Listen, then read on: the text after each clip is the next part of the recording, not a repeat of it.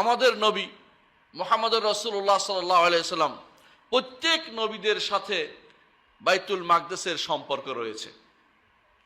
কারণ আপনারা জানেন বাইতুল মাকদেসের সম্পর্ক আমাদের নবীর সাথেও রয়েছে, প্রত্যেক নবীর সাথে রয়েছে। ধরেন ইব্রাহিম আলাইহিস সালাতু ওয়াস সালাম তিনি যখন হিজরত করে আসলেন, কোথায় অবস্থান করেছেন?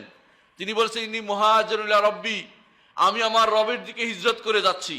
তারপর তিনি অবস্থান নিয়েছেন এই বাইতুল মাকদেসে অবস্থান নিয়েছেন। সেখান থেকে তিনি মক্কায় তার বড় সন্তানকে রেখে গেছেন, ছোট সন্তানকে তিনি বাইতুল মাকদেসে রেখেছেন।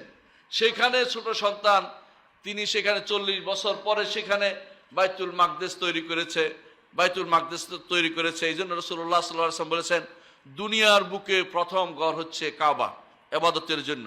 ইন্না আউওয়ালা বাইতুন ওয়াদিআ লিন-নাস লাল্লাযী বিবাক্কাতা মুবারাকান হুদাল লিল আলামিন। তারপর বলেছেন দ্বিতীয় ঘর কোনটি? বলছে বাইতুল মাকদেস। দুইটার মধ্যে দূরত্ব কতদিনের, মানে পার্থক্য কতদিন? বলছে 40 বছরের।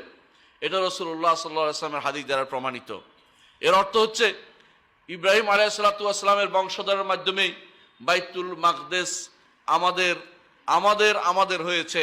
সুতরাং ইব্রাহিম আলাইহিস সালাতু ওয়াস সালামের বংশধর যেহেতু আমরা, যেহেতু মিল্লাতে আবিনা ইব্রাহিম, আমরা প্রতিদিন সকালবেলা দোয়ার মধ্যে বলি ওয়ালা মিল্লাতে আবিনা ইব্রাহিম, আমাদের পিতা ইব্রাহিমের মিল্লাতের উপর আছে। এর অর্থ ইব্রাহিম আলাইহিস সালাতু ওয়াস সালাম যে মিল্লাতের, সে মিল্লাত অনুসারে বাইতুল মাকদেস আমাদের, আর কারো নয়।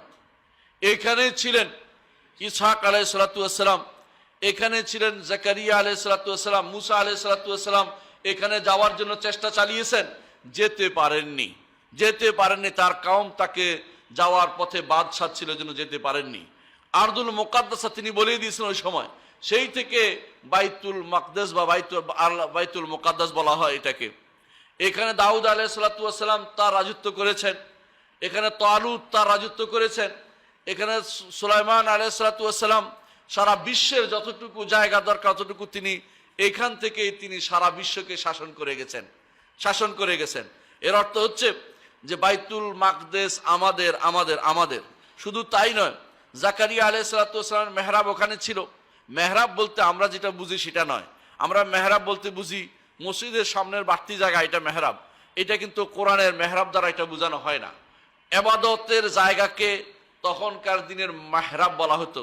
এই জন্য কোরআনে কারিমে এক জায়গায় আল্লাহ বলেছেন মাহারিবা ইয়ামালুনা লাহু মা ইয়াশাউ, মাহারিব তৈরি করতেন, ইবাদত খানা তৈরি করতেন। এই জন্য ইবাদত খানা ভিন্ন ভিন্ন এগুলিকে মাহারিব বলা হয়। জাকারিয়া আলাইহিস সালাতু ওয়াস সালামের জন্য মেহরাব তৈরি করা হয়েছিল সেখানে। এবং কুল্লামা দাখালা আলাইহা জাকারিয়াল মিহরাব ওয়াজিদা ইনদাহা রিজকান, অর্থাৎ ইবাদত খানায় সেখানে যখন মারিয়াম ছিলেন, তখন জাকারিয়া যখনই যেতেন দেখতেন যে মারিয়াম খাবার পাচ্ছেন। মারিয়াম আলাইহিস সালাতু ওয়াস সালাম কোথায় ছিলেন? তিনিও বাইতুল মাকদেসে ছিলেন, সেখানে তিনি বড় হয়েছেন। তার মা যখন মানত করলেন, তারপর বাইতুল মাকদেসের জন্যই মানত করেছিলেন তার সন্তানকে। পরে মেয়ে হয়েছে, মেয়েকে সেখানে রেখে দিয়েছেন। সেই জায়গাতেই ঈসা আলাইহিস সালাতু ওয়াস সালাম সেখানেই জন্ম নিয়েছেন এবং তার এই ঈসা আলাইহিস সালাম সেখান থেকে তিনি দাওয়াতের কাজে দাওয়াত প্রসার করেছেন। জালিল সেটা বাইতুল মাকদেসেরই একটি এলাকা, বাইতুল মাকদেসেরই এলাকা। সুলাইমান আলাইহিস সালাতু ওয়াস সালাম তার বিশ্ব পরিচালনার মধ্যে বাইতুল মাকদেস থেকে করেছেন। আর নবীরা সব আমাদের নবী। সুলাইমান আলাইহিস সালাতু ওয়াস সালামকে ইহুদিরা নবী মানে না, তারা জাদুকর বলে। এর অর্থ হচ্ছে আমরা আমাদের এই নবীদের উত্তরসূরি হিসাবে নবীদেরকে পূর্বসূরি মানি। সুতরাং এগুলি সবই আমাদের। বাইতুল মাকদেসের সবকিছু আমাদেরই, আর কারণ নয়, কারণ নবীদের জায়গা ছিল বাইতুল মাকদেস।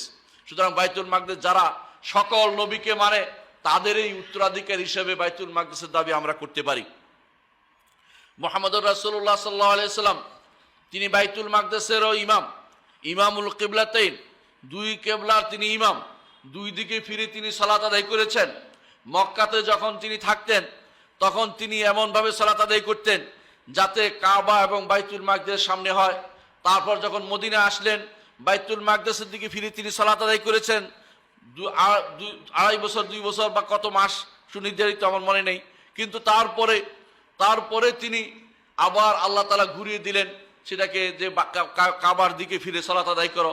মুহাম্মদুর রাসূলুল্লাহ সাল্লাল্লাহু আলাইহি ওয়াসাল্লাম দুই কাবাকেই দুই কাবারই ইমাম ছিলেন। এমনকি রাসূলুল্লাহ সাল্লাল্লাহু আলাইহি ওয়াসাল্লাম তিনি ইসরা ও মেরাজে গিয়েছেন, যখন বাইতুল মাকদেসে গিয়ে সেখান থেকে উপরের দিকে গিয়েছেন, যাতে করে তার জন্য দুটি কিবলাকে একসাথ করা হয়। আর বাইতুল মাকদেসের সমস্ত নবীদেরকে একত্রিত করা হয়েছে হাদিস দ্বারা প্রমাণিত। কিভাবে একত্রিত করে সেটা জিজ্ঞাসা করবেন না, কারণ সেটা আমাদের ধারণার বাইরে। ইমাম ইবনে কাইয়িম রাহমাতুল্লাহ আলাইহি বলেন, এই প্রশ্ন জিজ্ঞাসা করে কিছু সমাধান পাওয়া যাবে না।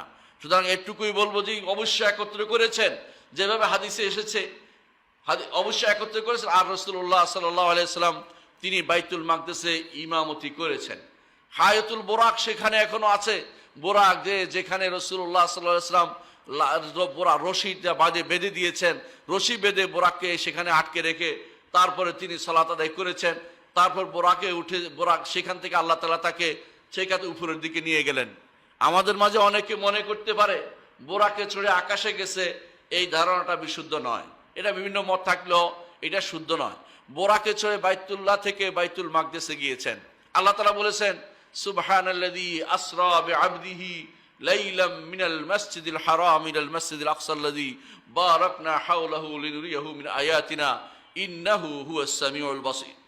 দেখা যাচ্ছে বাইতুল মাকদেসে আমাদের নবী সেখানে ইমামতি করে সেটা প্রতিষ্ঠা করে গেছেন। সমস্ত নবী রাসূলদের উপর তিনি ইমামতি করেছেন। সুতরাং আমাদের